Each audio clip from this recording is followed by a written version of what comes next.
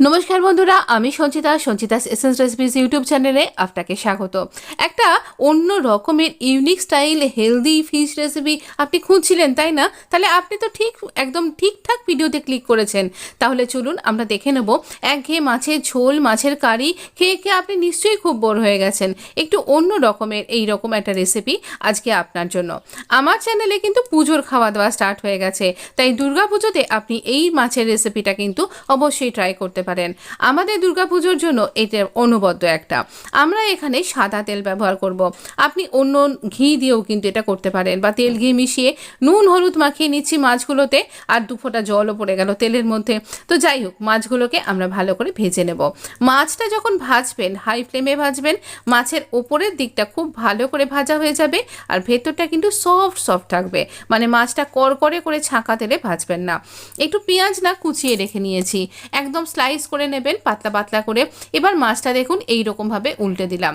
মাছটা যখন উল্টাবেন একটা ধারালো স্প্যাচুলা বা খুন্তির সাহায্যে উল্টাবেন, খুব ইজিলি এটা উল্টে যাবে। কিন্তু আস্তে করে আমি এখান থেকে মাছটাকে তুলে নেব। এইরকমভাবে মাছটাকে উঠিয়ে নিচ্ছি। মাছটা যখন ওঠাবো তখন কড়ার গায়ে একটুখানি ধরবো খুন্তিটা দিয়ে, তাহলে মাছের এক্সেস তেলটা বেরিয়ে যাবে।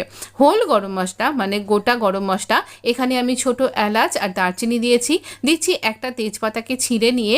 এবার আমরা এখানে দিয়ে দেবো কুচানো পেঁয়াজগুলো।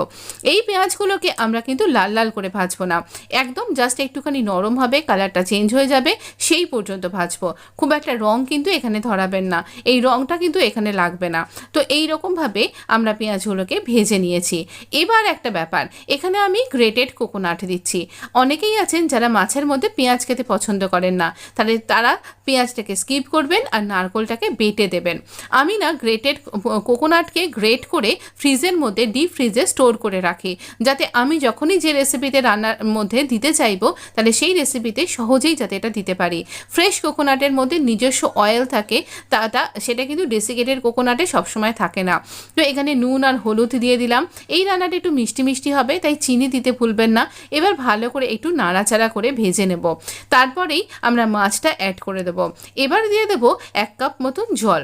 এখানে জলের বদলে দুধও দেওয়া যায়, দইও দেওয়া যায়, কিন্তু আজকে আমি জলটাই দিলাম। খুব একটা রিচ ব্যাপারটাকে করতে চাইছি না আসলে। এই রকমভাবে মাছের সাথে এই সব কিছু মিশে গিয়ে একটা অনবদ্য টেস্ট হবে। দেখবেন যতটা না তেল আপনি এই রান্নায় দিয়েছিলেন, খাবার সময় অনেক বেশি তেল এই রান্না থেকে বেরিয়ে আসবে। ঠিক কেন বলুন তো? তার কারণ আমাদের এই কোকোনাটের জন্য। এবার আমি একটু কারি পাতা দেবো। বাড়িতে না খুব কারি পাতার গাছ আছে জানেন তো। এই কারি পাতাটা দিলে একদম অন্য রকম একটা ফ্লেভার হবে, কিন্তু এটা ফোড়নে দিলে গরম মশলার গন্ধটা চাপা পড়ে যাবে। তাই এটা যখন ফুটবে তাই তখন দেবো কারি পাতাটাকে। আর এর সাথে দেবো 2-3টে কাঁচা লঙ্কা। আমি তো বেশি ঝাল খাই না, তাই কাঁচা লঙ্কাটাকে চিড়ে নিয়ে এর সাথে দিয়ে দেবো। ঝোলের সাথে ফুটলে এই গন্ধটা খুব সুন্দর লাগবে খেতে। তো একটু ঝোলটা ঘন হয়ে গেলেই এটা আমরা নামিয়ে নেব। এই রকম একটা মাছের রেসিপি শুকনো গরম ভাতে খেতে খুব ভালো লেগেছিল, তাই ভাবলাম আপনার সাথেও শেয়ার করে দিই। আপনি কিন্তু ট্রাই করতে পারেন। পুজোর দিনে আমাদের পুজো কিন্তু ওই 5-6 দিনের জন্য হয় না, অনেক দিন আগে থেকেই কিন্তু বাড়িতে অতিথি আসতে শুরু করে দেয়। পুজোর জামা কাপড় নিয়ে আসে। তো সেই রকম আপনি কাউকে এই রেসিপিটা কিন্তু খাওয়াতে পারেন, নিশ্চয়ই তার খুব খুব ভালো লাগবে। এই রকম একটা রেসিপির জন্য আমাকে কিন্তু একটা থ্যাঙ্কস দিতে ভুলবেন না। না মজা করছিলাম। যদি ভিডিওটা ভালো লেগে থাকে লাইক দিতে ভুলবেন না প্লিজ। আপনি কমেন্ট করে লিখে জানান আপনার কেমন লাগলো রেসিপিটা। যদি ভালো লেগে থাকে তাহলে বন্ধুদের মধ্যে শেয়ার করবেন।